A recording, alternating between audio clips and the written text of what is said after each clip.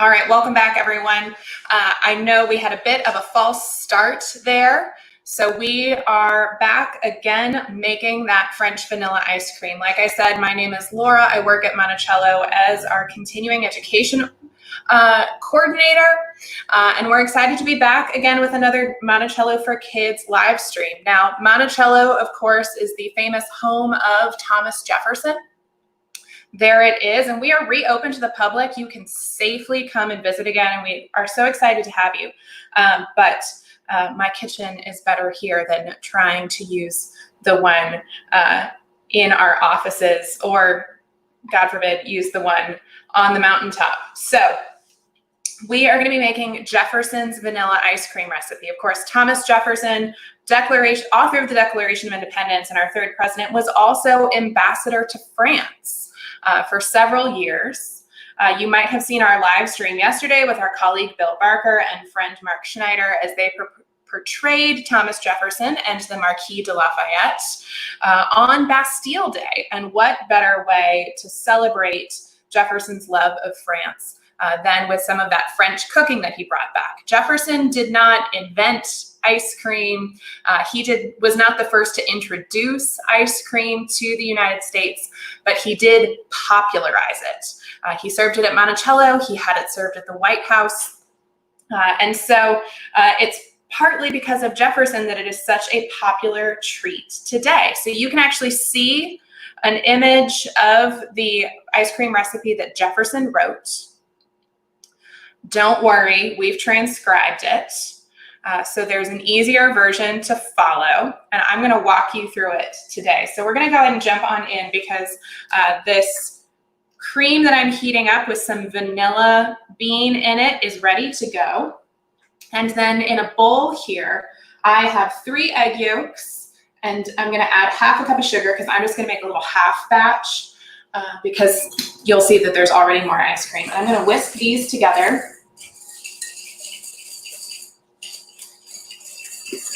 Until it all becomes smooth again.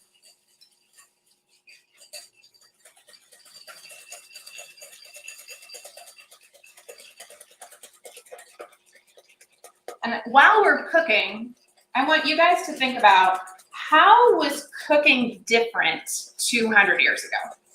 Because we're going to see some pretty key differences. All right, that only takes a minute. So now the egg yolks and sugar are light and fluffy. And I have cream here that has been, it's called scalded. It's not quite a simmer. You only want the teeny tiniest of bubbles around the edges because burnt cream is a very terrible thing. And I'm gonna take out this vanilla bean that was in it so that it's flavored. And then I wanna add the sugar and eggs to this hot cream, but I don't want to end up with scrambled eggs. I want ice cream. So I am going to take a ladle, and I'm going to struggle with being right-handed, but that's okay. I'm going to take a ladle full of the hot cream, and I'm going to whisk the eggs while I add it. And I've got a damp cloth underneath to hold it still. And that way we slowly warm up the eggs, and that's called tempering. So we're learning lots of these fancy French cooking all at once here in this recipe. I'm going to add one more ladleful before I add all of the egg back into the pot. So as we're thinking about all of these ingredients we're using, there was a lot of dairy involved in all of this French cuisine, as well as in traditional Virginia cooking.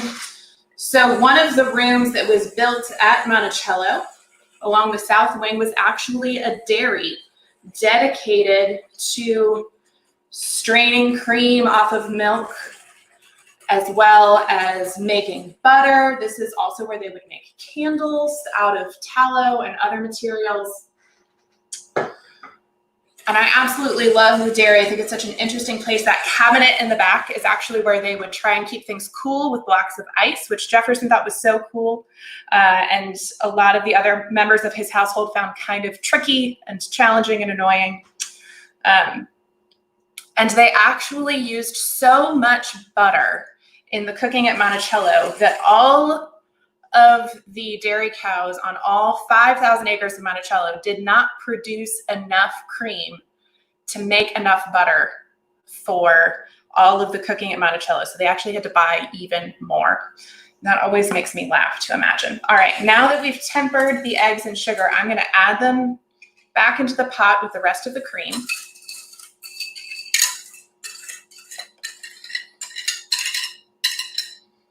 And now we're going to cook this until it's thickened. So we've identified how cream and eggs would be used back then. And let's also think about sugar back in Jefferson's lifetime. Sugar was a valuable, extremely expensive ingredient, and it actually came paper wrapped in cones like this. And once you unwrap it, you end up with really a pressed brick of sugar. It's incredibly hard, so you can't just pour a cup of sugar to add to a recipe. So you would actually use a pair of tongs that look a little menacing to break off your sugar to use for a recipe. So these are really specialty ingredients. And then of course, it's ice cream. So we need to make it cold. We need ice. And this is really what made ice cream a treat only for the wealthy, for the privileged in the world at this time, because there was no refrigeration. But at Monticello, there was an ice house. And this is something common for houses of the time, of the scale of Monticello. And this is a stone structure that is dug into the ground, and they would cut bricks of ice out of the Rivanna River when it froze in the winter, pack those blocks of ice in sawdust or hay, and fill the ice house with them. And it would actually stay frozen all the way through to the fall. So they can have ice cream all summer long. So that's really cool to think about, but also a lot of work. You can imagine enslaved men bringing those enormous blocks of ice all the way up to Monticello, because it is in fact a little mountain. And that of course brings us to who was doing the cooking at Monticello and in Jefferson's lifetime. And it definitely wasn't Jefferson, even though he loved all of this French food. So the men and women working in the kitchens at Monticello were, during Jefferson's retirement years, Edith Fawcett and Frances Hearn, whom Jefferson had trained at the White House by French chefs. But in the early years, and actually with Jefferson in France, was James Hemings, a brother of Sally Hemings.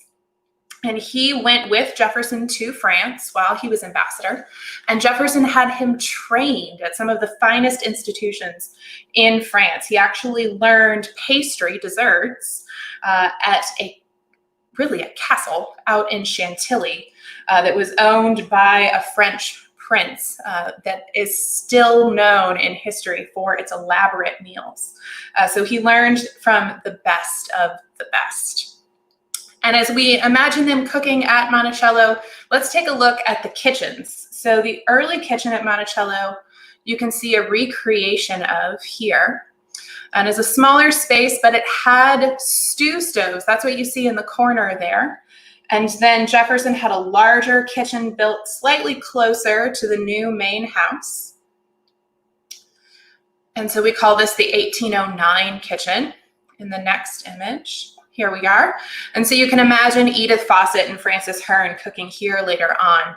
And out of view of this image, there are again stew stoves where you could build a small coal fire where you could really control the heat for cooking something delicate like this, which is really just a custard that we're then going to freeze. So we've thought about the ingredients, we've thought about who was cooking, we've thought about where they were cooking, and now we have to think about equipment, right? They had beautiful copper pans in the kitchen for delicate cooking like this. I'm using a wooden spoon, and so would those extraordinary women as they were working. But they didn't have an electric ice cream maker. I don't have an electric ice cream maker. So we're going to look at the method they would have used, and then we're going to use a very simple method that you can use today. This custard is still thickening. I think it's close actually. And the way to tell, which I think is really fun, I really don't know why, but I love it.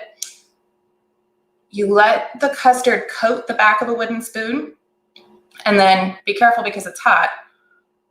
Run your finger across it. And if it holds that line, it doesn't drip through immediately. It already tastes good. Then it is thick enough. So I'm going to take this off of the heat.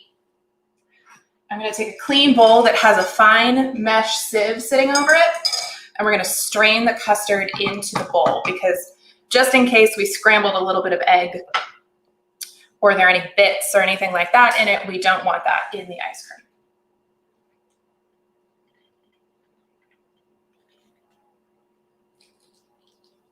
Perfect, that looks really good. All right, that is still far too hot to become ice cream. So I have another batch that I made earlier that is already cool that we're going to use. Now, in Jefferson's time, they would have used this item right here for making ice cream. So this is just a regular old bucket. And then inside this piece is called a sabatier, so another piece of that French cooking. And it's just a metal canister, and the lid inside clicks into place. So we would fill this partway with ice, fill the sabatier halfway or less with ice cream mixture, the custard, set it inside, surround it with salt and ice. And then because the handle is latched in place, we could then twist it back and forth to churn the ice cream. Because what we want to do when we're mixing ice cream is add air so it's fluffy and tasty, and also make sure that the ice crystals don't get too big so it's not just really hard. If we just stuck it in the freezer as it would just become a brick of ice cream. So instead of using this lovely sabatier, I am just going to use some plastic bags. So here is my cooled custard that I made earlier. And then I've got another bag that's halfway full of ice. This might be a little loud. And so I'm going to set my custard in here. I'm going to pour some more ice over top.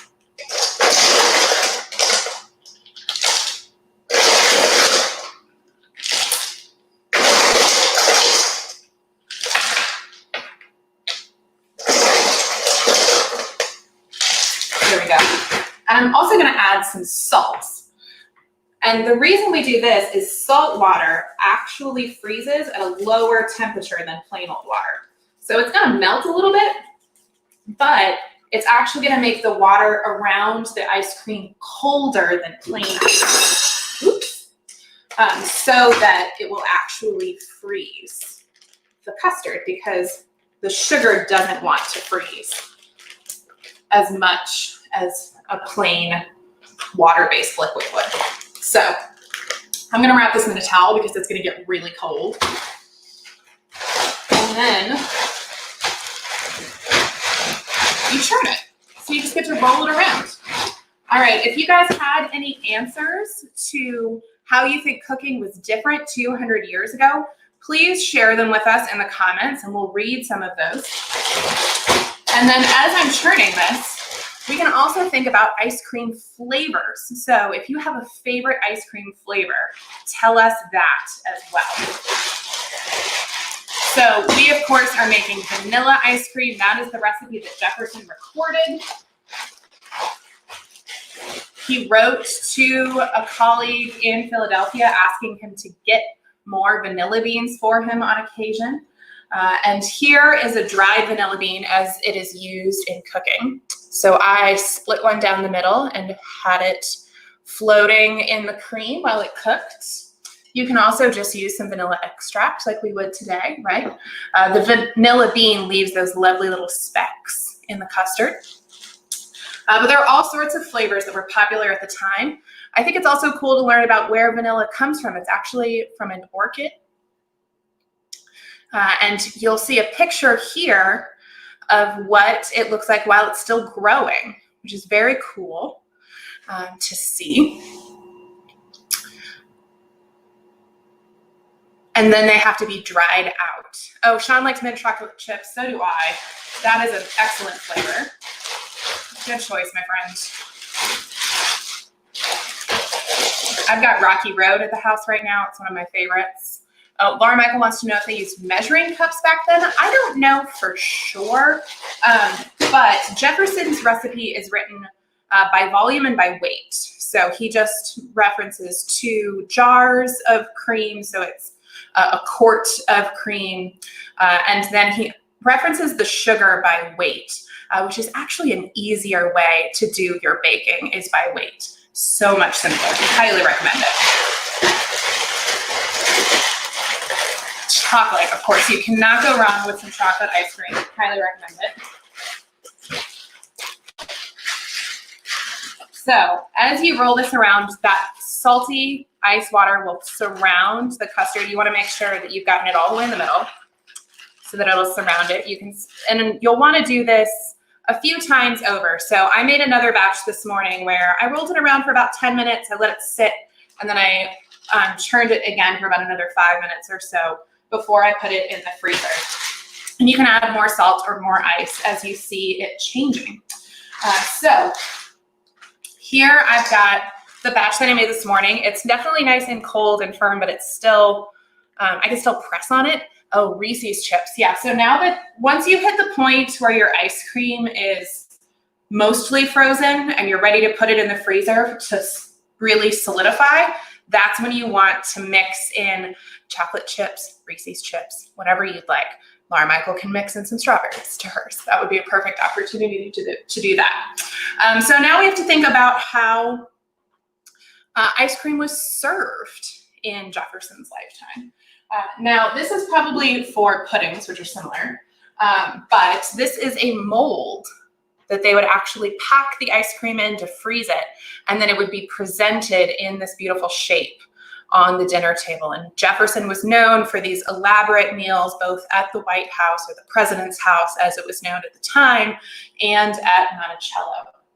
So the enslaved chefs that we were talking about earlier not only knew how to make these dishes, but how to make them beautiful and impressive for Jefferson's guests. And it's certainly very different from the food that they were eating and preparing for their own families. Now, I don't have an elaborate ice cream mold. I've even seen pictures of one that had a silhouette of George Washington on it at the time. That's pretty funny to imagine. But I did grab a little bowl, lined it with some plastic wrap, and filled it with ice cream so that I could have a little molded ice cream too. If you guys have any questions for us, please add them in the comments for us. We will be happy to answer those for you, or try and find an answer later if we don't know. And we have the link saved on our website to Jefferson's ice cream recipe. You can look at his handwriting. You can also look at that transcript that has easy instructions on it. There we go, that's coming out nicely. There are also articles that you can read about the lives of the enslaved chefs that we were talking about. You can read about the kitchens at Monticello. If you joined us last month for our conversation with archaeology, you already know a lot about one of those original kitchens, the 1789 kitchen. So you can learn more about that as well. Laura Michael's wondering how they got ice cream out of the mold without plastic wrap. I don't know. That must be just one of those tricks. If you melt it around the outside, if you get the outside of the mold warm, you could just melt it out without ruining the whole thing. But I took the easy way out and used that wonderful modern invention there. So I'm going to taste this ice cream of Jefferson's own recipe. I should have gotten some Monticello root beer to pair with this and to make it float.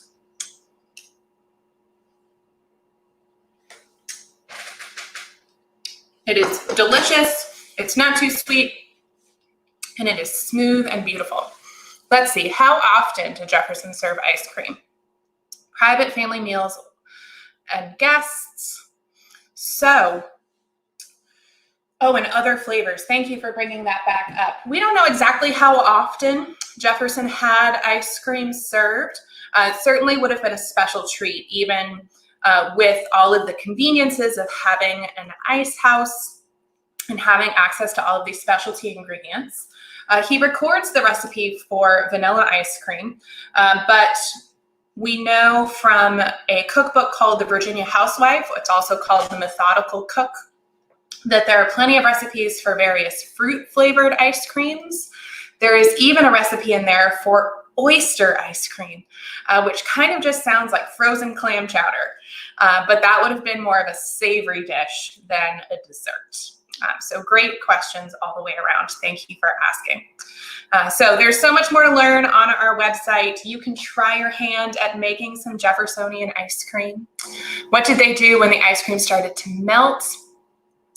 That's a good question. They would probably have to keep the plate on ice to serve it because the kitchen is far from the dining room, which is far from the ice house. And then we saw that press in the dairy that had that could have blocks of ice in it, sort of like an early ice chest, where they could keep things cold before serving too.